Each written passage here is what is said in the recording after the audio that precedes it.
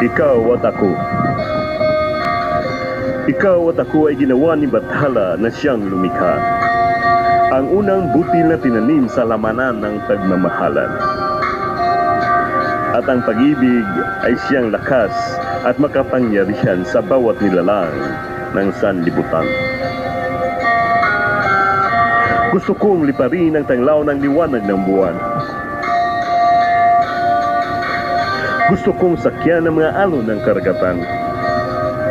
At gusto kong kawilin ang mga alipuyo ng kasapaan upang gawing biloy na palamuti sa mga ganda mong pisngi.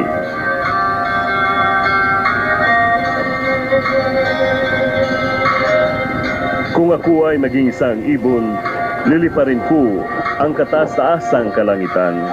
Kunin ko ang mga talat bituin upang iaalay sa iyong kamahalan.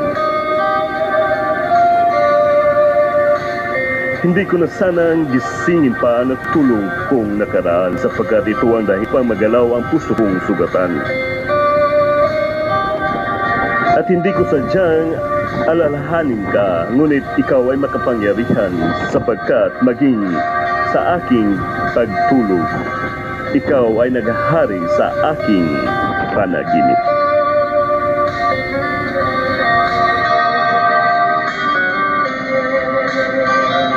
Walang makapantay sa pagmamahal ko sa iyo.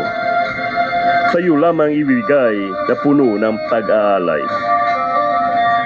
Kanino mang dilag hindi ko iaalay at ibibigay. Walang sinumang makapagnakaw sa pag-ibig ko sa iyo. Kahit kalahati ng mundo ang ating pagitan, ang pag-ibig ko'y tapat at taimtim, sa iyo lamang magpakailan paman.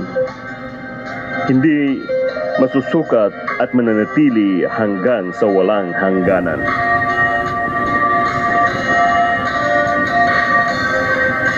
Ako ay nangangarap sa matamis mong pagmamahal, para sa ganun ay lubusang malunod sa kaligayahan na walang hangganan.